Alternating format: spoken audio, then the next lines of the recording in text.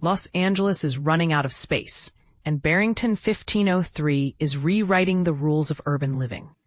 In a city where single-family homes dominate and housing costs continue to soar, a bold new residential concept is challenging the status quo.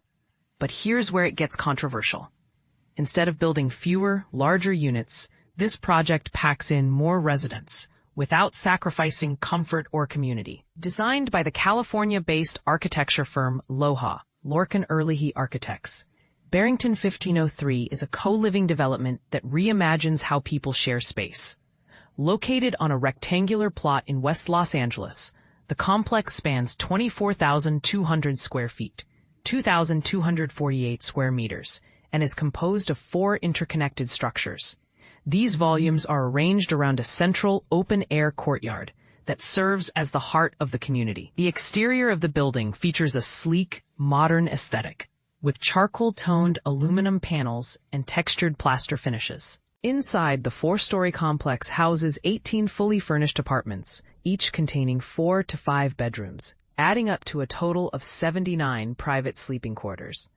Shared kitchens, living rooms, and dining areas encourage interaction among residents, while still allowing for personal space. LOHA emphasizes that this project brings urgently needed density to a neighborhood teeming with students and newcomers. With UCLA and Santa Monica College nearby, the demand for affordable housing is high. Traditional developments in the area would typically accommodate far fewer people, making Barrington 1503 a standout solution. And this is the part most people miss. Co-living isn't just about cramming more people into a building. It's about creating a lifestyle that balances private. This concept became especially relevant during the COVID-19 pandemic, when the need for both social interaction and personal retreat became more pronounced.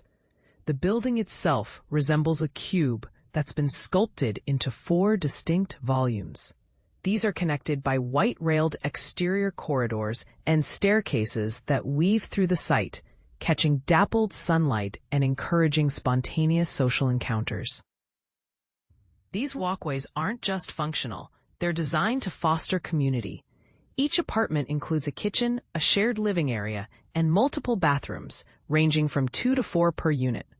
Bedrooms vary in size from 104 to 130 square feet, 9.6 to 12 square meters, and while each is equipped with a full-sized bed, most rooms can comfortably fit a queen-sized bed.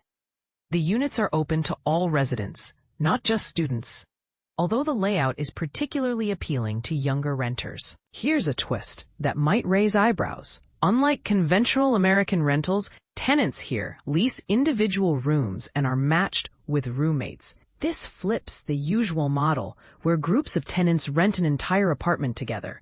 Could this approach redefine how we think about renting? Inside the apartments, LOHA used subtle design cues to distinguish public from private areas. Sliding doors and windows in the living rooms open toward the courtyard, reinforcing the communal vibe. Meanwhile, bedroom windows face outward toward the city, offering solitude and personal reflection. Interior finishes include warm wooden floors and plywood cabinetry. Color plays a key role too. Soft sage green tones in the kitchens and living areas evoke calm and openness, while darker hues in the hallways signal a transition to more intimate spaces. Barrington 1503 isn't just a building. It's a prototype for the future of urban housing. LOHA believes it successfully navigates the challenges of communal living, offering a blueprint that supports both interaction and independence.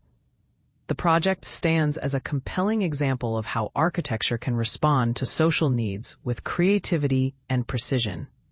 Other notable co-living developments in the U.S. include a 23-bedroom white stucco complex near Hollywood by Bottoni Architects, and a pastel pink building in Massachusetts featuring 30 units and shared amenities. But now it's your turn. Is co-living the future of housing in high-density cities, or just a trendy workaround for deeper systemic issues? Would you be comfortable renting a room and sharing your home with strangers? Let's hear your thoughts in the comments.